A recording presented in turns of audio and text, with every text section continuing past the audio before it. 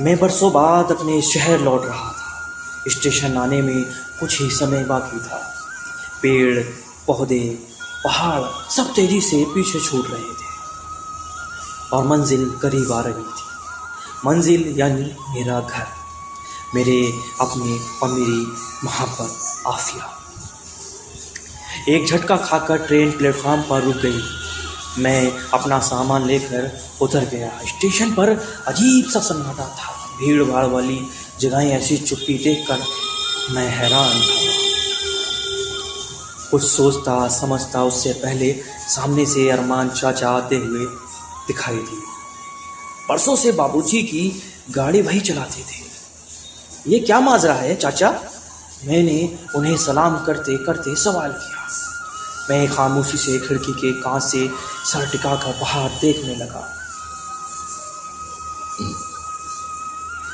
शहर बदला बदला सा लग रहा था। स्टेशन की तरह रास्ते भी सूने हुए थे। यहाँ वहाँ पुलिस की गाड़ियाँ और कोई गाड़ियाँ भी नजर नहीं आ रही थी।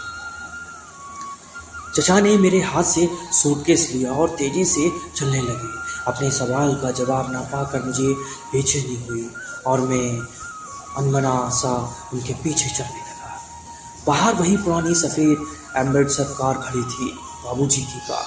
मैं मुस्कुरा दिया। ये हमारे घर की पहली कार थी और हम सब गर्व से फूले नहीं समाये थे।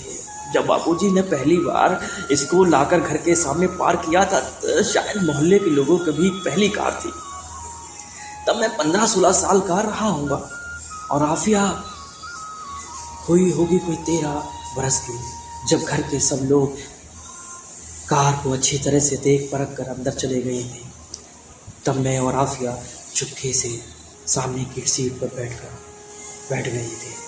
मोहब्बत तो नहीं, मगर दिलों में कुछ नाजुक एहसास जरूर थे।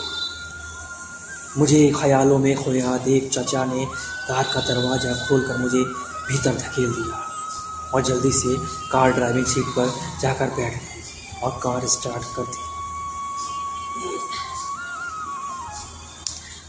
मैं खामोशी से खिड़की के कांच पर सर टिकाकर बाहर देखने लगा। शहर बदला बदला सा नजर आ रहा था। स्टेशन की तरह रास्ते भी सुने पड़े थे। यहाँ वहाँ पुलिस की गाड़ियाँ और कुछ गाड़ियाँ भी नजर आ रही थी। मेरे सब्र का बांध टूटने लगा। यहाँ कोई कर्फ्यू लगा है क्या अरमान चचा? मैंने हैरानी से पूछा। हाँ बेटा, कर्फ्यू लगा है। बड़े जोरों का दंगा भड़क गया था। उसके बाद हालात इतने बिगड़े कि पूरे शहर में धारा 144 लगा दी गई है। अरमान चाचा की आवाज़ में फिक्र साफ झलक रही थी। कर्फ्यू? मैं घबरा गया। घर पर सब ठीक तो है ना चचा? हाँ सब ठीक है, कहकर चचा फिर चुप हो गए। आफिया मेरे बचपन की मोहब्बत थी। यानी जब से दिमाग ने मोहब्बत के मायने में जाने, मैंने दिल के सांचे में हमेशा आफिया को ही ढाला। वो एकदम फिट लगी मुझे। मैं नहीं जानता कि आफिया ने मुझे मोहब्बत करना कब शुरू किया, मगर अब वो करती है इसका मुझे पूरा यकीन था। ना जाने क्यों मुझे उनकी बात पर यकीन नहीं हुआ। मेरा दिल घर पहुंचने को बेचैन हो उठा। मैं दुआ करने लगा कि काश सब पहले जैसा ही हो। मेरा घर, मेरा परिवार और मेरी आफिया मेरे बचपन की मोहब्बत थी। पहले हम इशारों में अपने जज्बातों को एक दूसरे तक पहुंचाते थे। फिर एक रोज़ हिम्मत करके मैंने उससे अपनी मोहब्बत का इजहार लफ्ज़ों में किया। वो दिसंबर की सर्दियां वाली शाम थी जब फूलों की क्यारियां अपने शबाब पर थीं और आफिया की खूबसूरती भी। मैंने उसके झीने दुपट्टे से उसके गालों को गुलाबी होते हुए देखा था। उस रोज सब कुछ कह डाला था। मैंने अपनी मोहब्बत के बारे में, अपने ख्वाबों के बारे में, उसकी और अपनी ज़िंदगी को लेकर अपने इरादों के बारे में, और वो पलकें झुकाए चुपचाप सुनती रही। ऐसा ही थी आफिया, एक खामोश खोई खोई सी लड़की। उसका घर हमारे घर के ठीक पड़ोस में था। उसके अब्बा यानी जावेद चाचा बाबूजी के सबसे अच्छे गहरे दोस्त थे। उसके पहले उनके अब्बा और मेरे दादा दोस्त थे। हमारे घर धर्म जरूर अलग थे, मगर हम रहते एक परिवार की तरह थे। बाबूजी सरकारी नौकरी पर थे और जावेद चाचा एक छोटा सा स्कूल चलाते थे। काम से फारिग होकर शतरंज की बाजियां जमाना उन दोनों का पसंदीदा टाइम पास था। इन दो घरों के बीच दीवारें जरूर थीं, पर ऐसा कुछ नहीं था जो दोनों परिवारों के बीच छिपा हुआ हो। बाबूजी और जावेद चाचा जितने अच्छे दोस्त थे, उतना ही करीबी अम्मा और चाची और मैं और आफिया और मेरी बहन छुटकी। मैं आफिया के ख्यालों में गुम रहा और कार कब तक घर पहुंच गई मुझे पता ही नहीं चला। भीतर माँ, बाबूजी और चुटकी से मिलने के बाद मेरी आंखें पूरे घर में दौड़ने लगी। कहाँ है आफिया?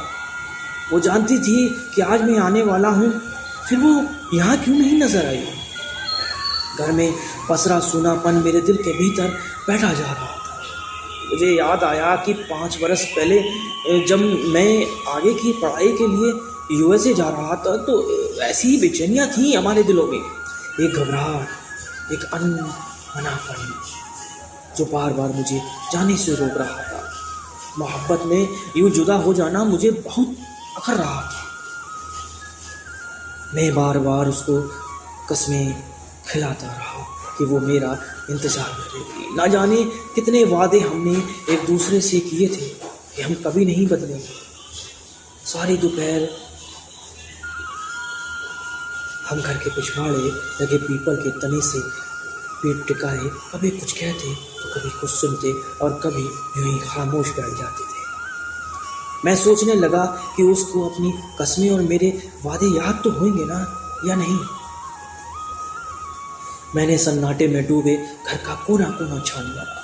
मैं जानना चाहता था कि आफिया कहाँ है, मगर कैसे पूछूं और किससे पूछूं? अपने दिल की बेचैनी जाहिर भी तो नहीं कर सकता था ना किसी से।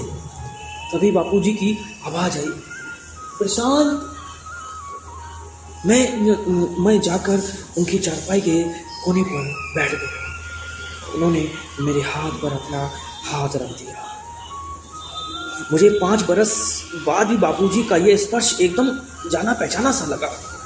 बचपन से ही जब भी मैं परेशान होता तो वे यूं ही मेरे हाथों को अपने हाथों में लेकर बैठ जाते और मुझे लगता जैसे मेरी सारी परेशानियां, तकलीफें और धीरे धीरे कम होती जा रही थी। जैसे मेरा दर्द बाबूजी सोच रहे हैं। मैंने आहिस्ता से सवाल किया, जावेद चाचा कहाँ है बाबूजी? जबकि मैं पूछना चाहता था कि कहाँ है मेरी आफिया। मैं नहीं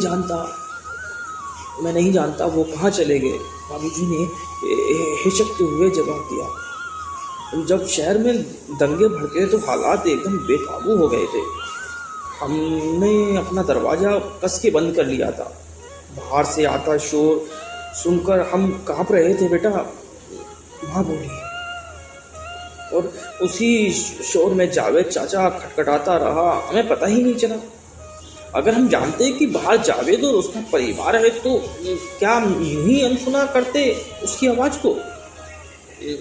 मैं जानता था बाबूजी दंगाइयों से डरकर कभी भी जावेद चाचा और उसके परिवार के लिए अपने घर के और अपने दिल के दरवाजे बंद नहीं कर सकते थे, कभी नहीं।